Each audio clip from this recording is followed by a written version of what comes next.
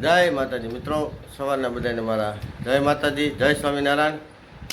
સવારમાં ઉઠીને આપણે જે કાંઈ કામ કરવાના તે બધા કરવા મળ્યા છે.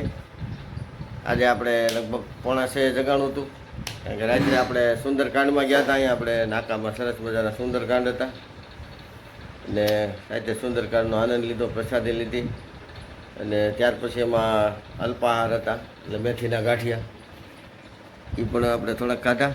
એટલે થોડું સવારમાં ઉઠવાનું મોડું થઈ ગયું, એટલે એક્સરસાઇઝ થોડીક ઓછી થઈ આપણે આજ.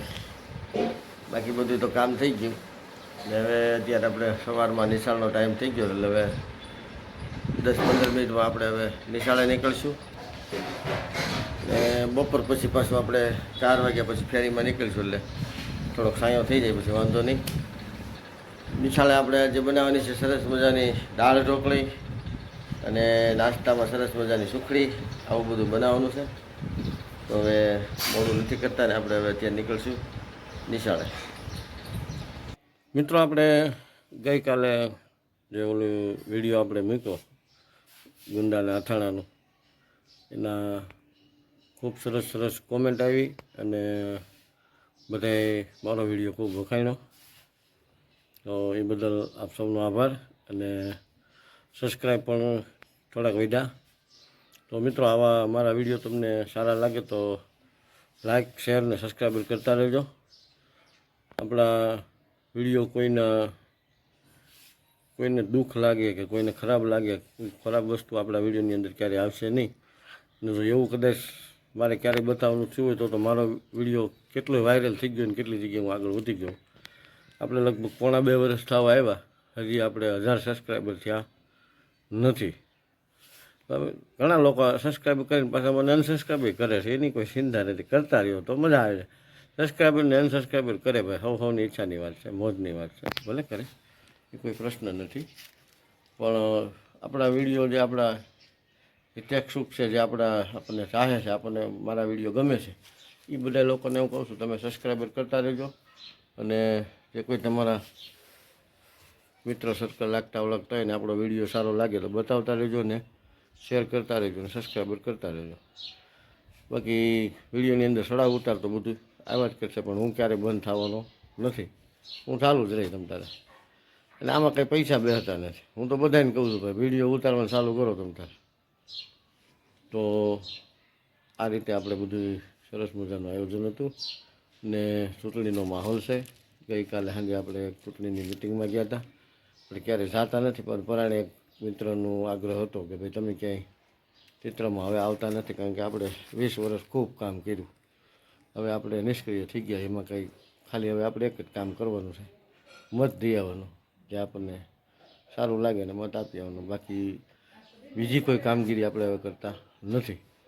એનું કારણ છે કે હવે આપણે આપણા ઘરેલું કામની અંદર ને ફેરીમાં અને નિશાળે જવાનું બધું થઈ ગયું, એટલે હવે આપણે બીજું કોઈ કામ કરતા નથી. જાહેર જે કાર્યક્રમ હોય આપણે હવે કરતા નથી, કારણ કે આપણે 20 વર્ષ જાહેર કાર્યક્રમ કર્યા. તમારી જાણ ખાતર કહી દઉં કે નાનેથી આપણે, એટલે એમ માનો ને હું લગભગ 3જું ધોરણ ભણતો હતો ત્યારથી અમે RSSની અંદર જોડાયેલા છીએ. આ શાખામાં જતા, બધી રમત રમતા, એ બધું શીખતા હતા. ત્યાર પછી ધાર્મિક સંસ્થાઓની અંદર જોડાણા અને રામનવમી અને જન્માષ્ટમી, પછી ગુરુ પૂર્ણિમા છે, આવા બધા કાર્યક્રમો જે ધાર્મિક કાર્યક્રમો આવતા એ બધા કાર્યક્રમો આપણે ખૂબ કર્યા અને સારો રિસ્પોન્સ મળતો. પણ ત્યારે શું છે, આવું પ્લેટફોર્મ નહોતું. પ્લેટફોર્મ મતલબ કે આ જે સોશિયલ મીડિયા છે, મોબાઈલ છે, એવું કાંઈ નહોતું. ને ત્યાં લગન અમે કામ કરેલું છે કે અમે હાલીને ગામડે જતા, સાયકલ લઈને ગામડે જતા, બરાબર, આ બધું સંગઠનનું કામ કરતા. પણ હવે આપણે આ બધું છોડી દીધું. પણ એમ કહેવાય ને કે આ બધું ઓમ છોડે કાંઈ ન થાય, બાકી તો બધું બ્લડની અંદર જ હોય. એટલે જ્યારે સમય આવે ત્યારે આપણે મનથી જે કાંઈ બધો વિચાર હોય આપણે બધા એમાં વિચારધારા આપણી આપીએ એમ. એટલે આપણે પણ આ બધી વસ્તુને માની, એટલે આપણે 26 તારીખે સવારમાં આપણે પેલું મતદાન કરી આવવું છે. ત્યાર પછી પાછા આપણા કામે ચડી જવાનું. હું બધાય મિત્રોને કહું છું મારા વિડીયો જેટલા લોકો જોતા હોય ન જોતા હોય પણ મારો વિડીયો ન જોતા હોય એને કહેજો ને જોતા હોય એને કહેજો કે ભાઈ 26 તારીખે ફરજિયાત મતદાન કરવું ને કરવું. કોને કરવું, ક્યાં કરવું એ તમારો પર્સનલ મામલો છે. તમને જ્યાં મજા આવે ત્યાં કરજો, પણ મતદાન કરવું એ આપણું એક કર્તવ્ય છે. બરાબર, આપણે આ હિન્દુસ્તાનની ભારતની જમીન ઉપર આપણે જો જન્મ લીધો છે એનું આપણે રણ ચૂકવવા માટે મતદાન કરવાનું છે. અને આ મતદાન છે એ બહુ મોટું દાન છે.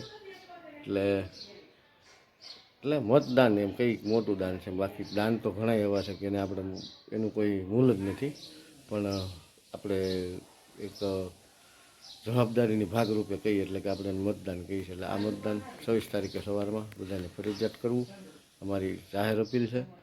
અને હું કોઈ પક્ષાપક્ષીની કોઈની વાત નથી કરતો. તમને મજા